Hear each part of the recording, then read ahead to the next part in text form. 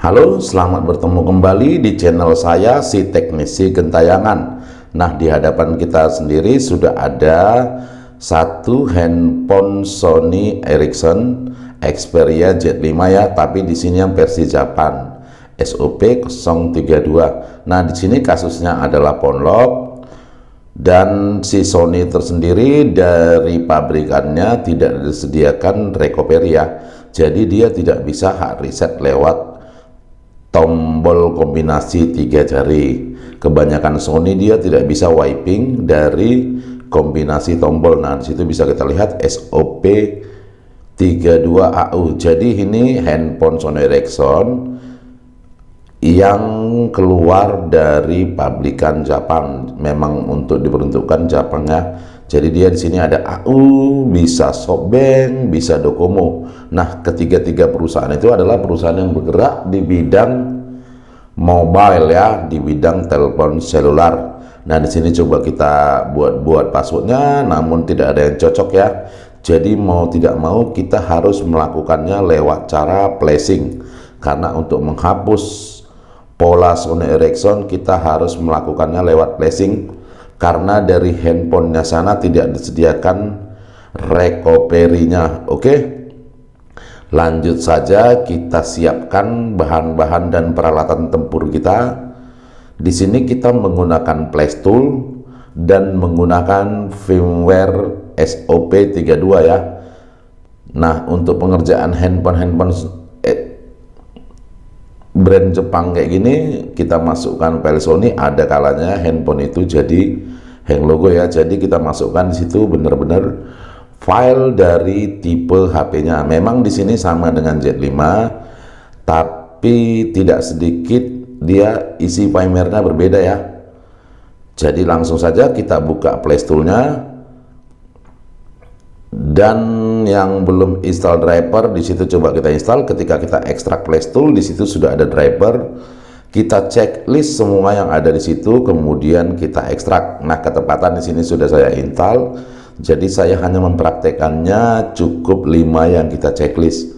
Jadi untuk driver Sony-nya kita checklist ada sekitar 30-an itu, baru kita install. Nah, sesudah kita install driver, si firmware tadi kita copy, dan di dalam folder Play Store ada folder firmware, dan kita pastekan si firmware tersebut ke folder Play Store yang ada tulisan firmware-nya.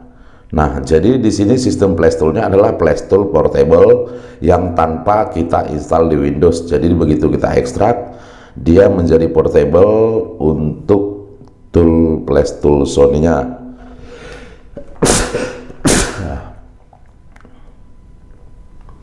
Kita tunggu ya ekstrakannya.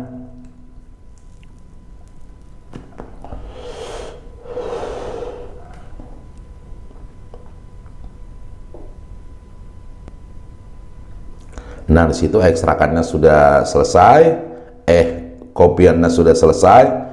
Kita lanjut buka Play Store. Nah, di situ ada Play Store dan Play Store 64. Kita pilih sesuai dengan Windows yang kita pakai. Saya pakai Windows 64 bit, maka saya menggunakan Play Store 64. Oke, setelah kita buka Play Store, kita akan dihadapkan dengan tampilan seperti ini. Kita tunggu saja, dia masih proses. Nah, pada pojok kiri ada logo PLN, kita klik flash mode dan oke. Kita centang flash mode, kemudian kita klik OK. Nah, di situ firmware otomatis masuk ya. Firmware otomatis masuk SOP32. Nah, dalam hal ini karena kita hanya membuka pola, kita tidak mengikut sertakan partisi-partisi yang mau di flash. Jadi contoh sistem tidak kita flash, baseband, bundle, partition, TA tidak kita flash. Jadi yang kita flash hanya cache dan user data ya, karena exclude sendiri artinya tidak ikut serta. Nah, kita tunggu. Sesudah tertampil seperti ini, wait for passboot, dalam keadaan mati, si HP kita tekan volume bawah dan kita masukkan USB ya. Nah, si ponselnya kita tekan volume bawah dan USB-nya kita masukkan. Kita tunggu sampai dia terbaca oleh Play Store ya. Nah, di situ sudah terbaca dan bisa kita lepas ya. Ini prosesnya tidak begitu lama karena kita hanya memproses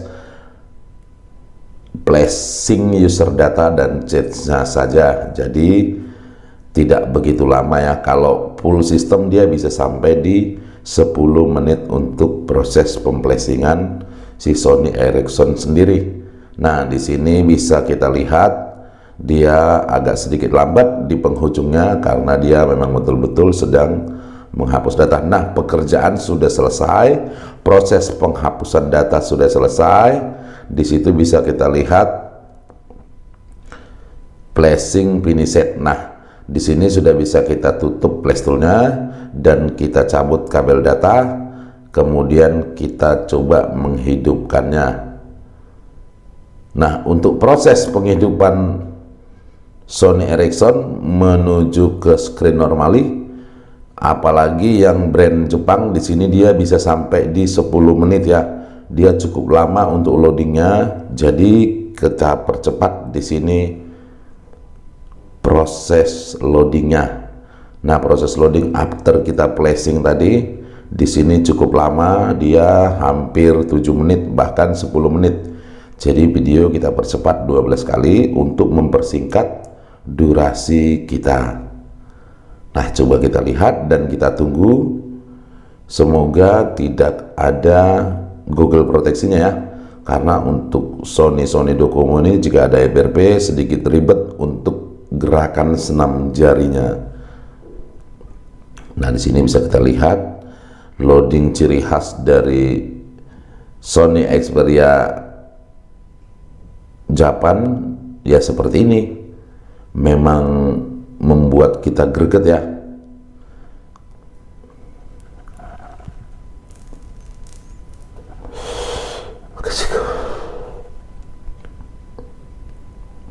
Jangan lupa kita tetap selalu bersyukur agar segala pekerjaan kita dimudahkan. Nah, kelihatannya sudah sebentar lagi ya. Oke, dia sudah mulai masuk ke hello screen, screen tampilan utamanya. Oke, di sini coba kita atur ke dalam bahasa Indonesia. Nah, dia kelihatan memang kalau handphone pabrikan Jepang tulis keluaran pasti tulisan Jepang tadi ya. Nah, kita memulai, kemudian kita lewati saja. Kita klik lewati.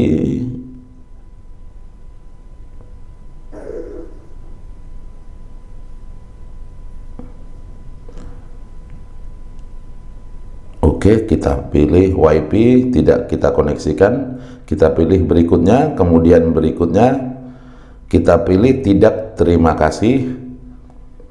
Kita pilih tidak terima kasih dan kita lewati saja.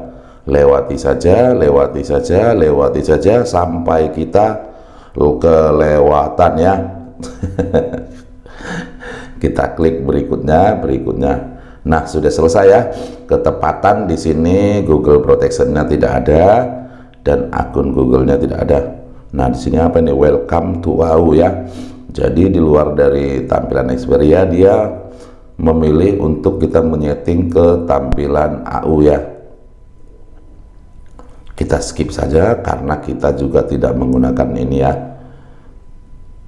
Kita skip.